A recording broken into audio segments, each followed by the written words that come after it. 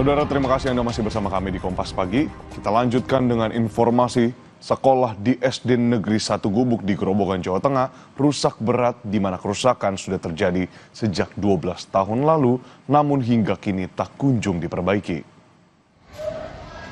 Saudara, inilah penampakan dua ruang kelas di SD Negeri 1 Gubuk Grobogan yang rusak parah. Kedua ruang kelas ini tak lagi bisa digunakan untuk belajar, di mana salah satunya bahkan sudah digunakan sebagai gudang penyimpanan barang. Pihak sekolah menyebut sudah sering mengusulkan perbaikan ke dinas terkait, akan tetapi hingga kini belum ada tindak lanjut untuk perbaikan.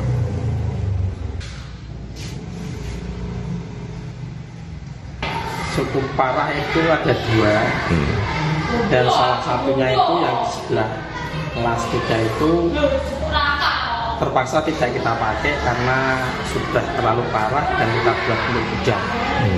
Sehingga ke depan harapan saya pemerintah ataupun kepala dinas untuk bisa memberikan rehab atau ruang kelas baru. Kalau rusaknya sudah berapa lama ini, Pak? Kalau rusaknya itu sudah hampir 12 tahun. Jadi sebelum saat di sini itu sudah posisinya sudah rusak, sehingga kami hanya menambel yang sifatnya sementara. Kita ke Sulawesi Selatan, Saudara. Puluhan murid sekolah dasar di Kabupaten Maros terpaksa belajar di kolong bekas kandang ayam lantaran tidak memiliki ruang kelas yang memadai. Meski kondisi belajar tak nyaman, para murid tetap semangat mengejar cita-cita mereka.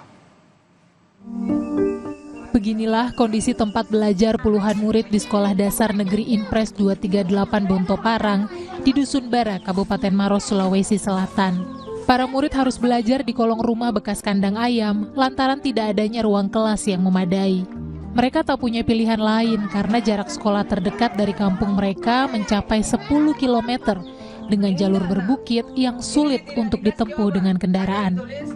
Di kolong rumah ini, seluruh murid mulai dari kelas 1 hingga kelas 6 berbaur dan belajar bersama-sama dengan hanya menggunakan satu papan tulis. Dua orang guru mengajar secara bergantian sesuai mata pelajaran dan tingkatan kelas masing-masing. Tak jarang, ayam milik warga masuk berkeliaran ke kolong rumah, mengusik anak-anak yang sedang belajar. Meski kondisi belajar jauh dari kata nyaman, para murid tetap semangat mengejar cita-cita mereka. Sekolah ini digagas tahun 2018 oleh seorang pemuda setempat bernama Suryadi, yang sekaligus telah menjadi guru tetap di sekolah ini. Ia memprakarsai sekolah ini karena tidak ingin melihat anak-anak usia sekolah di kampungnya buta huruf karena tak mengenyam pendidikan. Suryadi bahkan rela mengajar selama lebih dari 4 tahun tanpa gaji, demi anak-anak di kampungnya bisa meraih cita-cita. Sudah 5 tahun, Pak. Oke, sudah 5 tahun. Iya. Gaji yang didapatkan berapa, Pak, sebulan?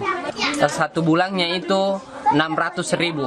600.000. Itu Iya. didapat setiap bulan atau per 3 bulan? 3 bulan, Pak. Jadi 600 satu bulannya. Jadi selama 3 bulan itu 1.800.000 yang Kita terima.